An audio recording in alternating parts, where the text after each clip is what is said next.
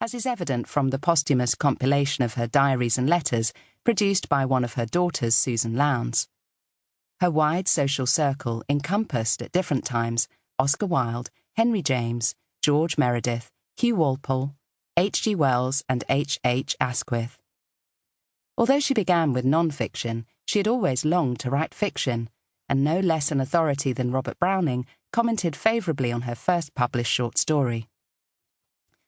When Frederick received a legacy of £2,000, he encouraged her to try her hand at a novel, and the result was The Hours of Penelope, published in 1904. This gave her an early insight into the realities of authorship. All it brought me in was £9, though I'm sure that William Heinemann did his very best for it. He had hoped to sell 10,000 copies. He did sell under 1,000. She described her early novels as studies of character rather than studies of crime, and that keen interest in human nature lifted her fiction out of the ordinary when she sought to make crime pay.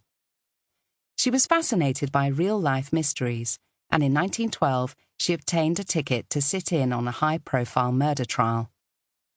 Frederick and Margaret Seddon were accused of poisoning their lodger, Eliza Barrow, for financial gain. Marie recorded her fascination with their behaviour during the trial. The way in which they constantly talked to one another, and his laughter at anything in the proceedings which could be considered as comic, such as the pompous way in which an old gentleman took the oath. Seddon did not, however, have the last laugh. Although his wife was acquitted, he was found guilty and hanged. The Chink in the Armour, published in 1912 and filmed a decade later as The House of Peril, was one of Marie's earliest ventures into crime fiction. A year before that book appeared, she'd contributed a story to McClure's magazine, which she later expanded into the novel which remains by far her best-known work. The Lodger, which appeared in 1913, is a gripping story inspired by the Whitechapel murders, and it sold 500,000 copies when marketed for sixpence by the Reader's Library. The book has been filmed and adapted for television and radio on numerous occasions.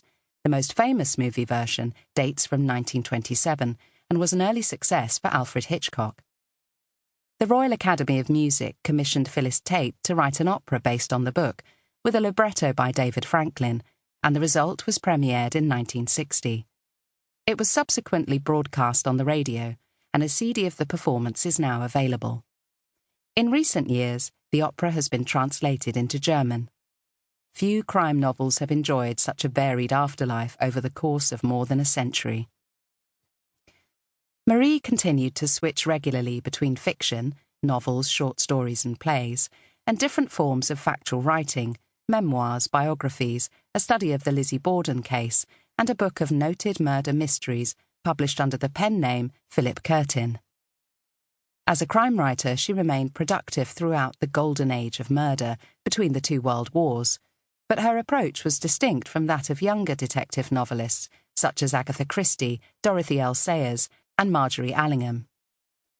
Her focus was on why-done-it, examining criminal psychology in a leisurely manner reminiscent of Edwardian-era fiction, rather than who-done-it and the creation of convoluted puzzles.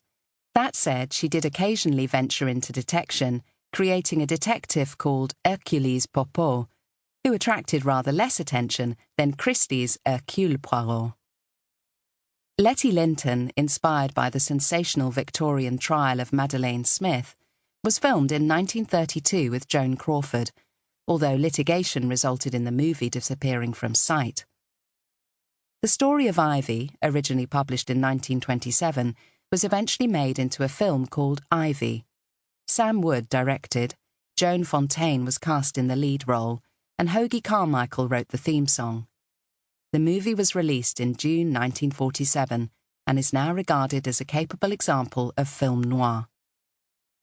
Marie died in November of the same year. The last rites were administered by a priest who happened to be Roman Catholic chaplain to Broadmoor Criminal Lunatic Asylum.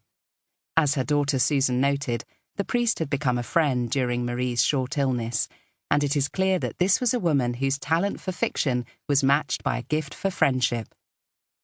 The Chianti Flask, first published in 1935, is a relatively obscure novel which has long been